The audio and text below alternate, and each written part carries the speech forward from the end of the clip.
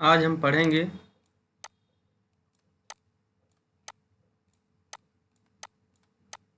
Net के paper में लगा हुआ नाटक हबीब तनवीर का नाटक है आगरा बाजार। इसे आज हम लोग पढ़ेंगे। पहले देखते हैं इनका परिचय। हबीब तनवीर का जन्म 1932 को रायपुर में हुआ था। इनके बचपन का नाम हबीब अहमद खान था। 50 वर्षों की लंबी रंग यात्रा में हबीब जी ने 100 से अधिक नाटकों का मंचन व सर्जन किया। उनका कला जीवन बहुआयामी था। वे जीतने अच्छे अभिनेता, निर्देशक व नाट्य लेखक थे। उतने ही श्रेष्ठ गीतकार, कवि, गायक और संगीतकार भी थे। उनकी नाट्य प्रस्तुतियों में लोकगीतों, लोकधुनों, लोक संगीत व नृत्य का सुंदर प्रयोग सर्वत्र मिलता है। नई दिल्ली में हबीब तनवीर ने नई नाट्य संस्था नाट्य थिएटर की स्थापना की। ये राज्यसभा के सदस्य भी बनाए गए। प्रसिद्ध संगीतकार और अभिनेत्री नगीन तनवीर उन्हीं की बेटी है। इनकी प्रसिद्ध नाट्य कृतियाँ हैं आगरा बाजार, चरणदास चोर, शतरंज के मोहरे, मिट्टी की गाड़ी। शतरंज के मोहरे अमृतलाल नागर का भी उपन्यास है। और शतरंज के मोहरे, मिट्टी की गाड़ी, मिर्जा सोहरत बेग, हिरमा की अमर कहानी, बहादुर कलारिन, देख रहे हैं नैन, मुद्रा राक्षस, सड़क आदि। सन 1954 में हबीब ने जामिया मिलिया के कुछ अध्यापकों एवं छात्रों के साथ व ओखला गांव के कुछ विद्यार्थियों को लेकर नज़ीर अकबराबादी की कविताओं पर एक छोटा सा रूपक तैयार किया। यह रूपक लोगों को बहुत पसंद आया और धीरे धीरे भरपूर नाटक की शक्ल लेता गया। यह नाटक था आगरा बाजार। आगरा बाजार के बारे में आगे हम लोग देखते हैं। आगरा बाजार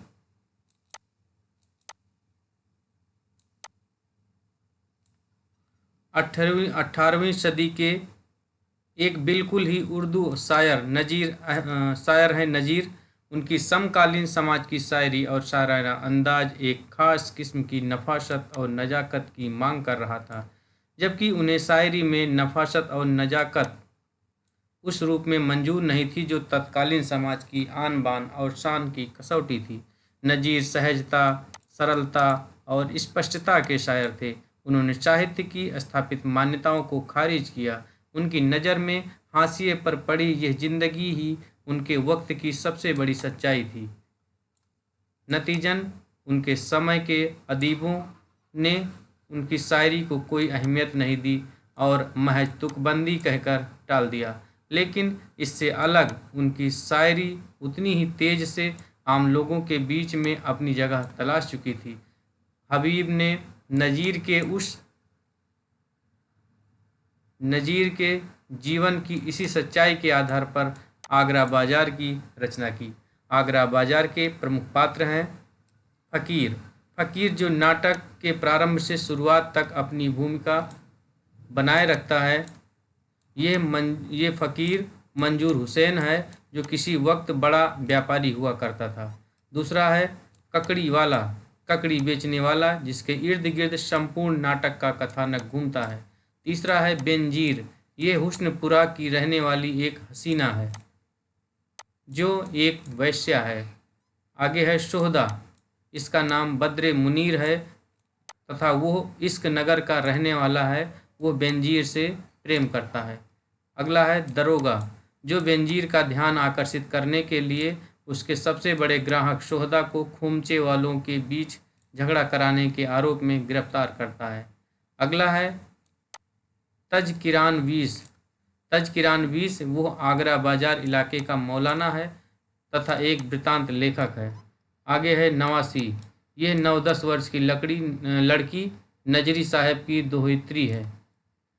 अन्य पात्र में है लड्डू वाला, तरबूज वाला, बर्फ़ वाला, कनमैलिया, पान वाला, मदारी, रेवड़ी वाला, चने वाला, बर्तन वाला, किताब वाला, शायर, ग्राहक, हमजोली, टोली, करीमन, चमेली, दर्जी, रामू, भोलाराम, पंसारी, तमाशबीन, हमीद, पतंगवाला, अजनबी, बेनी प्रवीण, मुंशी गंगा प्रसाद, कुम्हार, सिपाही, कोरस आदि। आगरा बाजार नाटक की समीक्षा हम देखते हैं। हबीब तनवीर के आगरा बाजार की कथा वस्तु का स्रोत नजीर अकबराबादी के जीवन से संबंधित है। ये नाटक न तो पूरी तरह से भारतीय शास्त्रीय परंपरा से निर्मित था और न ही पाश्चात्य परंपरा से। ये नाटक न केवल अपनी मूल स्थापना में जनतांत्रिक है, अपनी रंग चेतना में भी सामाजिक सरोकार से जुड़ा हुआ है। इसका कथानक सुदूर अंचल की सामाजिक, सांस्कृतिक, राजनीतिक एवं आर्थिक क्रियाकलापों पर आधारित है। हबीब साहब एक ऐसे ककड़ी बेचने वाले के इर्द गिर्द पूरे नाटक का वातावरण रचते हैं जिसकी ककड़ी कोई नहीं खरीदता। अनेक प्रयत्न के बाद वो नजीर की लिखी कविता का सहारा लेता है। अंततः उसके माध्यम से उसकी ककड़ी बिकने लगती है। हबीब इस नाटक के केंद्र में आम आदमी को उसकी पूरी त्रासदी के साथ उपस्थित करते हैं। हबीब इस नाटक के केंद्र में आम आदमी को उसकी पूरी त्रासदी के साथ उपस्थित करते हैं। ये नाटक केवल एक कवि और उसकी कविताओं तक ही सीमित नहीं है। इसमें नजीर की जो कविताएं हबीब ने ली हैं वे सामान्य तौर पर नैतिक मूल्य से ओतप्रोत हैं और नाटक के केंद्र में आम आदमी की परिस्थिति का ही वो विवरण प्रस्तुत करती हैं। जीवन एक बाजार है जहाँ मनुष्य खरीदता बेचता है। जब वक्त बुरा होता है तो निम्न वर्ग आपस में लड़ता झगड़ता है। उच्च वर्ग में भी इसी प्रकार की व्यावसायिक बुद्धि दिखाई पड़ती है। वेश्यालय में भी अपनी धाक जमाने के लिए खरीद फरोख्त होती है और बेनजीर का ध्यान आकर्षित करने के लिए पुलिस वाला सबसे सफल ग्राहक को खूमचे वालों के बीच झगड़ा कराने के आरोप में गिरफ्तार कर लेता है। लेकिन ऊंच या नीच, उदार या क्षुद्र सभी आदमी ही हैं। इसलिए हबीब नाटक के अंत में सभी व्यक्तियों को समानता को आदमी नामा के माध्यम से व्यक्त करते हैं। दुनिया में बादशाह है तो सो वो भी आदमी, और मुसलिफों गदा है सो वो भी आदमी, काला भी है आदमी और उल्टा है ज्यों तवा, गोरा भी है आदमी की टुकड़ा सा चांद का, बद शक्लो बदनुमा है सो है वो भी आदमी। आगरा बाजार में हबीब ने कहीं भी शास्त्र संपत्त नाट्य रूढ़ियों का प्रयोग न कर लोक की प्रतिष्ठा की ओर उन्मुख किए हुए हैं। इसमें न कोई पात्र नायक के रूप में उभरता है, न ही नायिका के रूप में। कथानक, संगठन की कार्यावस्था, अर्थ प्रकृति और संधि जैसी नियमबद्धता ही अधिक है। रचना प्रयोग कम। पश्चिम की नाट्य प्रवृत्तियों को हबीब इस नाटक में स्वीकार नहीं करते। वास्तव में संस्कृत और पश्चिम के नाटकों की नाट्य कला का परिचय तो हबीब को आगरा बाजार की रचना और प्रस्तुति के बाद हुआ। आगरा बाजार की रचना तक हबीब की दृष्टि इस ओर थी कि किस प्रकार नाटक को अधिक जन सामान्य से जोड़ा जाए, क्योंकि जन से जुड़े बिना तब उन तक अपने नाटकों को ले जाना असंभव ही था। इस प्रयास में अपनी रंग दृष्टि विकसित की, जिसका परिणाम है आगरा बाजार। आगरा बाजार नाटक में संपूर्ण जनमानस ही नायक बन जाता है। ये नाटक इसी जन सामान्य की विरोध गर्भित जीवन की स्थितियों के माध्यम से अपनी नाट्यानुभूति को अर्जित करता है, जिसके केंद्र में बाजार है, जहाँ विभिन्न चरित्र अपने समय को विरोधी रूढ़ियों और रीति रिवाजों का प्रतिनिधित्व करते हैं। एक तरफ पुस्तक विक्रेता और उसके मित्र, जीवनी लेखक और कवि जो रूढ़वादी शिक्षित समाज के अंग हैं, महान कवि मीर और गालिब पर आपस में बातें करते हैं। उनमें से केवल कवि का मित्र उर्दू कविता के परंपरागत बंधनों की आलोचना करते हुए जीवन की विशेषताओं की प्रशंसा करता है, जबकि दूसरे लोग नजीर को कवि मानने से इनकार कर देते हैं। दूसरी तरफ फेरी और खूमचे वाले को कठिन आर्थिक स्थितियों के बीच किसी तरह जीना पड़ता है, इसीलिए साहित्य में उनकी रुचि कम होती है। वे कविता को विक्रय में सहायक चीज़ की तरह देखते हैं। ककड़ी बेचने वाला पूरे नाटक में किसी ऐसे व्यक्ति की खोज में रहता है जो ककड़ी की प्रशंसा में कविता लिख सके। नाटक दूसरे हिस्से में नजीर के प्रशंसक पतंग विक्रेता की दुकान पर बैठते हैं। यहाँ दम्भी पुस्तक विक्रेता का विकल्प उभरता है। बाजार के माध्यम से दो विरोधी वृत्त वाले व्यक्तित्व के तनवीर साहब सामने आते हैं, यानी वो समृद्ध लोक जीवन को उच्च संस्कृति के सामने ला खड़ा करते हैं। जिससे स्पष्ट होता है कि किस प्रकार उच्च अभिजात्य वर्ग सिर्फ अपनी ही रुचियों में व्यस्त है, जबकि आम आदमी जन सामान्य अब भी न केवल अपनी संस्कृति को बचाए हुए है, अपितु उससे रस में सरोकार भी है। देहातियों की एक टोली रंगीन कपड़े, बलदेव जी का मेला शीर्षक नामक नज्म गाती हुई बाएं रास्ते से आती है। रंग है, रूप है, झमेला है, जो बलदेव जी का मेला है। इस नज्म द्वारा हबीब ये संकेत करते हैं कि जनसामान्य के बीच धर्म की कोई संकीर्ण परिभाषा नहीं है, अपितु उसके लिए तो धर्म सबको जोड़ता है। जिसकी विशाल परिधि में सब नज़ीर आते हैं, तो वो बलदेव जी को मेला लिखते हैं और जनसामान्य के सभी धर्मों के लोग उसे गाते हैं। हबीब नज़ीर की शायरी का उपयोग कर लोक को उपस्थित करने के स्पेस पैदा करते हैं। जैसे ही मौका मिलता है, उनको वहाँ लोक संस्कृति या लोक विरासत का चित्र भर देते हैं। उनकी रंग चेतना, उनकी निर्मित में उनके आसपास की हुई लोक परंपराएं सहायक हैं, जिनमें भारतीय जीवन पूरी शिद्दत के साथ धड़कता है। लोक पर्व होली उनसे छूटता नहीं है। होली गाने वाला हो नाच रंगीली परियों का, बैठ हो गुलरू रंग भरे, कुछ घुंघरू ताल छनकते हो, अब देख बहारें होली की, मुँह लाल गुलाबी आंखों हो और हाथों में पिचकारी हो।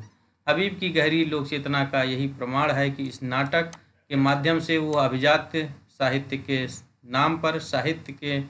नाम पर साहित्य को संकुचित दायरे में कैद करने की साजिश करने वालों पर करारी चोट करते हैं।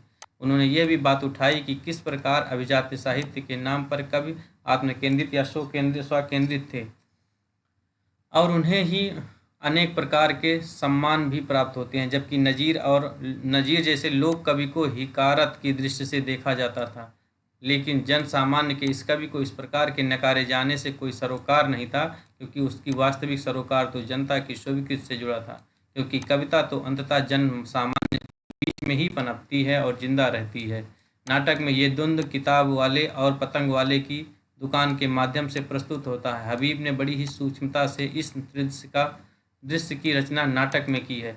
नाटक में पतंग वाले की दुकान पुस्तक विक्रेता के विकल्प के रूप में सामने आता है, जहां नज़ीर के चाहने वाले बैठते हैं और उनका कलाम सुनते हैं। हबीब ये प्रश्न करते हैं कि क्या साहित्य पर एक वर्ग विशेष का ही अधिकार होना चाहिए या जन सामान्य के लिए भी।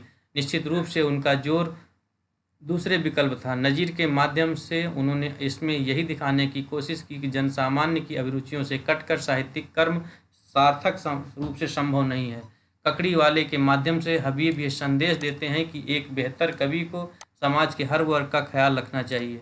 लेखक नज़ीर की शायरी के माध्यम से न केवल अपने को समय की समस्याओं को उठाते हैं, बल्कि अपनी नई रंग दृष्टि के लिए नया आयाम भी रचते हैं। वे एक उद्देश्य प्रगतिशील जनतांत्रिक एवं सामाजिक सरोकार वाले नाटककार के रूप में स्थापित होते हैं, जिनका मुख्य उद्देश्य को मनोरंजन न होकर अपने समय की समस्याओं से समाज को अवगत कराना और जूझना है।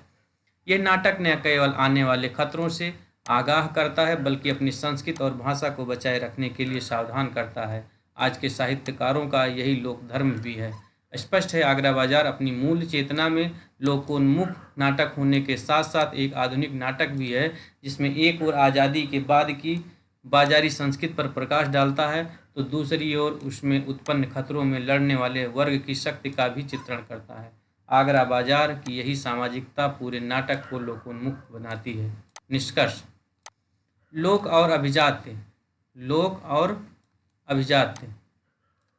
के द्वंद्व में लोक की पक्षधरता का नाटक है आगरा बाजार, जिसमें नाटककार न केवल लोक को उसके संपूर्ण परिवेश में चित्रित कर धर्म, संस्कृति, क्षेत्रवाद और भाषाई खतरों से अवगत कराकर अपने युग के लोक धर्म का सफल निर्वहन करते हैं, बल्कि इसमें लोक धर्म को जीवन रूप में प्रस्तुत करते हैं।